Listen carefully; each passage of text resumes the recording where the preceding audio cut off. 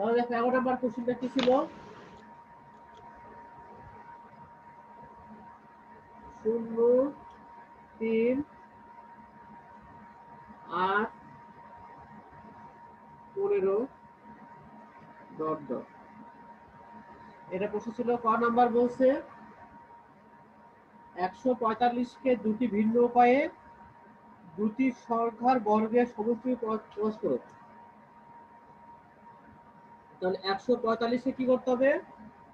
দুইটি ভিন্ন উপায়ে দুটি সংখ্যার বর্গের সমষ্টিকে প্রকাশ করো। লাম স্যার যে অঙ্কগুলি দিল ওই অঙ্কগুলির মধ্যে 11 নাম্বারটা রাজশাহী বোর্ড 2018 ওই অঙ্কটা করে। বুঝছি।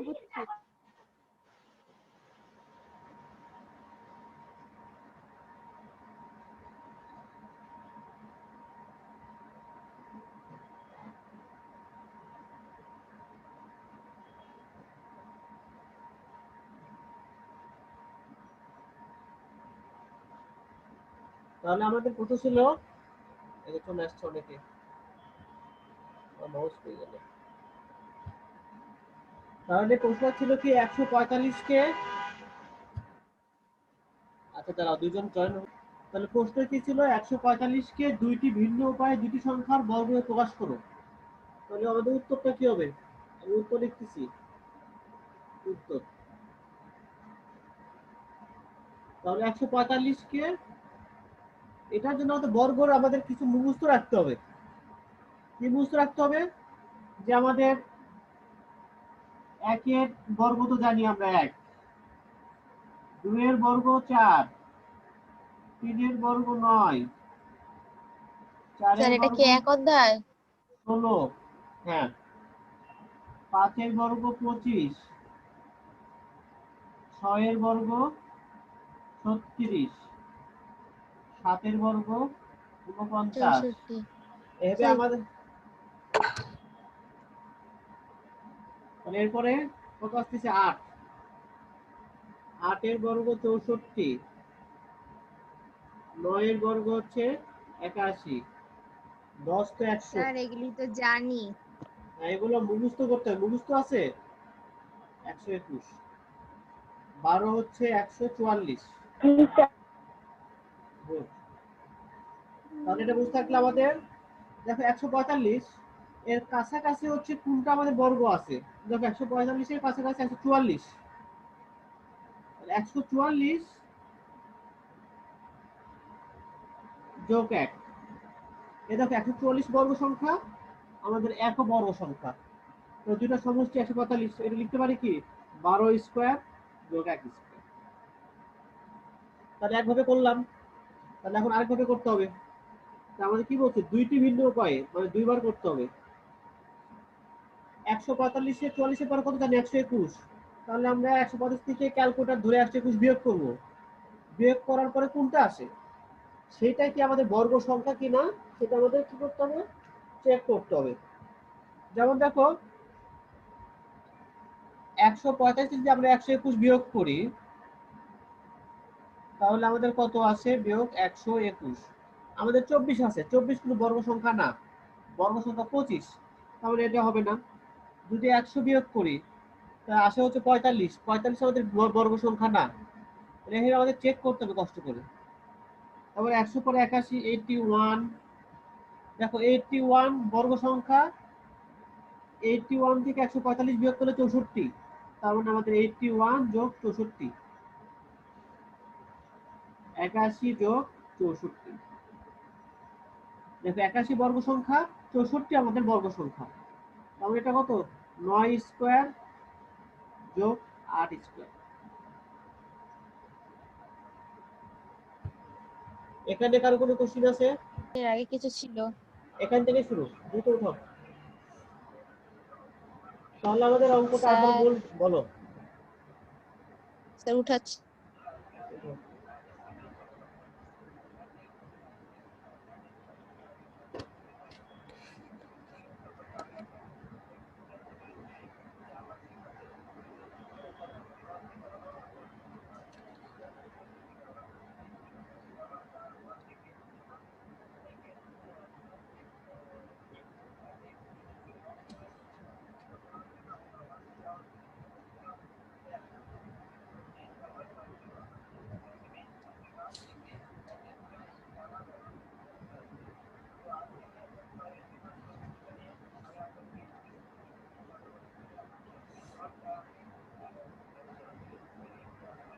আমি তো আরেকবার বলি আমাদের এটা প্রথম পদ 0 3 8 15 এটা এরকম থাকলে কি লিখবো প্রথম পদ 0 সমান 1 স্কয়ার যেহেতু প্রথম পদ তাহলে 1 স্কয়ার মাইনাস 1 0 দ্বিতীয় পদ 3 তো দ্বিতীয় মানে 2 তার মানে 2 স্কয়ার বিয়োগ 2 স্কয়ার থেকে কত বিয়োগ করলে 3 হবে 1 বিয়োগ করলে তৃতীয় পদ 8 তৃতীয় পদ মানে 3 তাহলে 3 স্কয়ার বিয়োগ 1 চতুর্থ পদ মানে 4 4 স্কয়ার বিয়োগ 1 তাহলে এই হবে তাহলে কি হচ্ছে প্রথমে ক স্কয়ার হইতেছে ক স্কয়ার বিয়োগ 1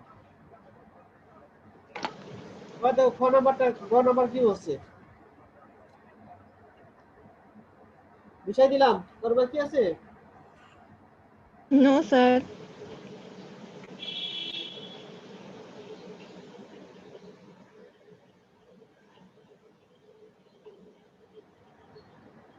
গ নাম্বার বলছে যে তালিকাটি প্রথম 30টি পার্থক্যের সমষ্টি নির্ণয় করো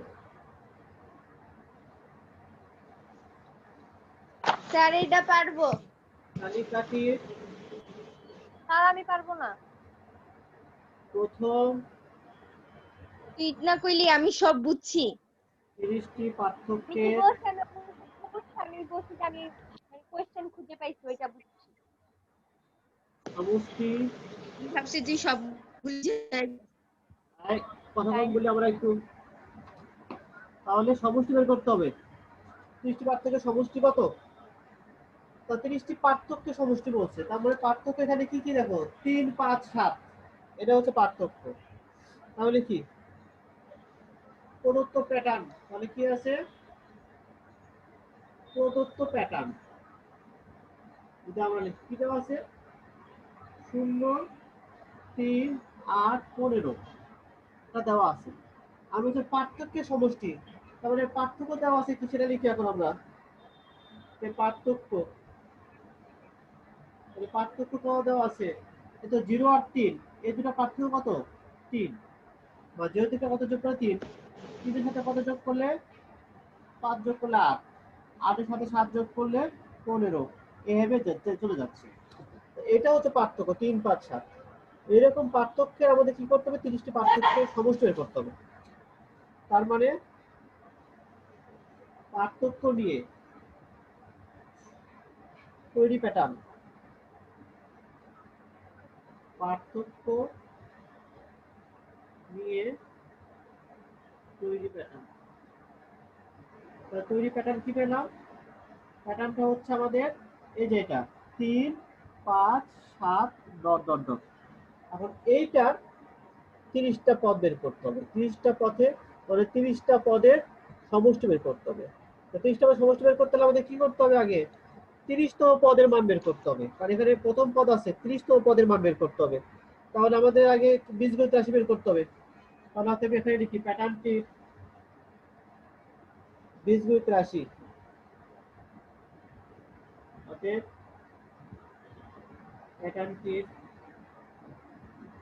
প্যাটার্নটির বীজ গণিতীয় রাশি তাহলে প্যাটার্নটি বীজগণিত রাশি কি হবে আমরা রাফ করব রাফ এখানে নিচে দেখায় তোমরা পাশে করবে a প্লাস ক বিয়োগ 1 ইনটু t তাহলে এ হচ্ছে প্রথম পদ 3 ক বিয়োগ 1 b হচ্ছে কত করে বৃদ্ধি পাচ্ছে দেখো এবার দেখো 2 করে বৃদ্ধি পায় এই তো 2 2 তারপরটাও 2 করে বৃদ্ধি পাচ্ছে তারপরে ডিটা কত হবে 2 করে বৃদ্ধি পাচ্ছে তাহলে এটা যোগ বিয়োগ করলে কি হবে 3 যোগ 2 ক বিয়োগ 2 তাহলে 2 ক 3 থেকে 2 বিয়োগ করলে 1 তাহলে রাশিটি কি পেলাম 2 ক যোগ 1 এখানে কার কোনো কোশ্চেন আছে No, স্যার sir. আছে কোথায় বোঝো নাই বলো স্যার এই যে স্যার আমি এই যে ওইদিকে যে কি বুঝাইছিলেন না ওই যে 2 আসছে কেমনে ওইটা আমি বুঝলাম না 2টা হচ্ছে d এর মান dটা কি কত করে বৃদ্ধি পায় এই দেখো 3 থেকে 5 কত করে বৃদ্ধি পাচ্ছে 2 করে বৃদ্ধি পাইছে 3 এর সাথে 2 যোগ করলে 5 5 এর সাথে 2 যোগ করলে 7 এবার দেখো বৃদ্ধিগুলো সব সেম 2 2 এই 2 হচ্ছে d এর মান বা বৃদ্ধির মান স্যার 3 5 7 এগুলি কেন লিখছি এগুলো হচ্ছে আমাদের প্রশ্নে কি বলছে পার্থক্যের সমষ্টি বের করতে হবে। পার্থক্য আমাদের প্রশ্ন ছিল এই যে এটা 0, 3, 8, 15 এগুলোর পার্থক্য কোনটা? এই যে এগুলা 3, 5, 7 এই 3, জি 5, স্যার, 7 এদিকে তো এগুলার দেওয়াই আছে পার্থক্য। হ্যাঁ না দেওয়া ছিল না তো 3, 5, 7 আর বের করলাম। এই 3, 5, 7 এরকম করে 30টা বের করতে হবে, বের করে 30টা যোগ করতে হবে, 30টা পদের সমষ্টি বের করতে হবে। ঠিক আছে, 30টি পার্থক্যের সমষ্টি বের করতে হবে। তাহলে আমরা 3টা এখানে দেওয়া আছে, তাহলে 30টা পার্থক্য বের করতে হলে আমাদের কি দরকার? এইটার বীজগণিতীয় রাশি বের করতে হবে, এইটার এই 3, 5, 7 মানে পার্থক্য। এখন আমরা এই 0, 3, 8, 15 দেখবো না, শুধু এটা দেখবো এখন 3, 5, 7 এই প্যাটার্ন দেখবো। মানে এই প্যাটার্নের আমরা কি বের করতেছি? 30টা পদের সমষ্টি বের করতেছি। ঠিক আছে, তো 30টা পদের সমষ্টি বের স্যার করতে এরকম যদি সংখ্যা চেঞ্জ করে আসলো অঙ্কটা, তাহলেও কি পার্থক্য 2 ঘর আনতে হবে? না, আমাদের পার্থক্য তো এক সময় একটা হবে, কখনো 2 হতে পারে, কখনো 3 হতে পারে, কখনো 4, যখন যেটা হবে তখন আমরা ডি এর মান সেটা বসাবো, ডি এর মান। কেন আমরা গদির যে কটা হিসাব দিয়েছিলাম, তোমরা যে নিজে তুমি করছো, আমরা এক সময় ডি এর মান চেঞ্জ হয়েছে না, কখনো 4 হয়েছে, কখনো 5 হয়েছে, এরকম চেঞ্জ হবে। হ্যাঁ হ্যাঁ স্যার, এগুলি কি বলতেছেন? আমার তো এক কান দিয়ে বের হইতেছে আর এক কান দিয়ে ঢুকতেছে। এই অঙ্কটা একটু কঠিন, এটা আসলে হুবহু আসবে, এটা চেঞ্জ আসবে না, তোমরা এটা যতটুকু একটু শিখে নাও। ঠিক আছে, এই মানে ডিটা এটা তো বুঝতে। অবশ্যই আসবে।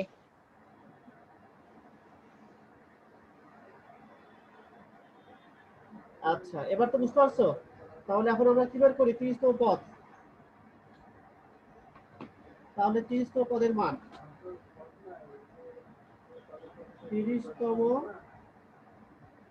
পদের মান, তাহলে 30তম পদের মান কি হবে? কর জায়গায় 30 হবে,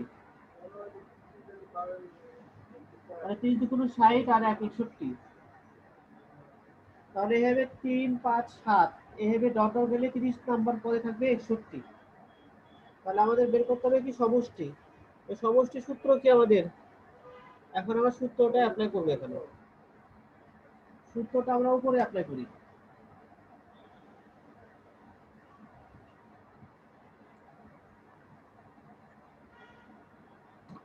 তাহলে সমষ্টি আমরা জানি, এটা হচ্ছে আমরা,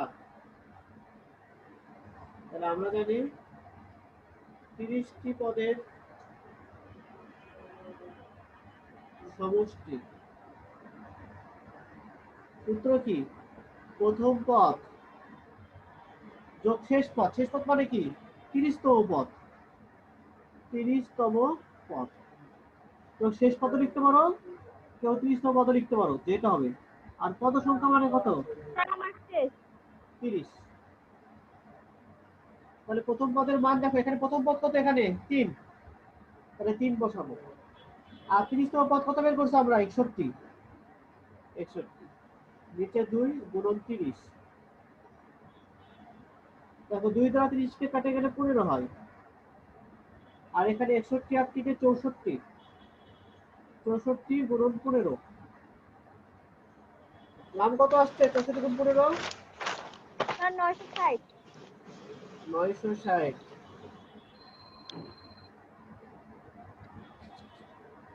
960 এটা আমাদের উত্তর। বলো এখানে কে কোথায় বোঝো নাই? স্যার গুণনের পরে কি দিছেন, 30 নাকি 3? 30। আমার কটা যোগ করতে উপরে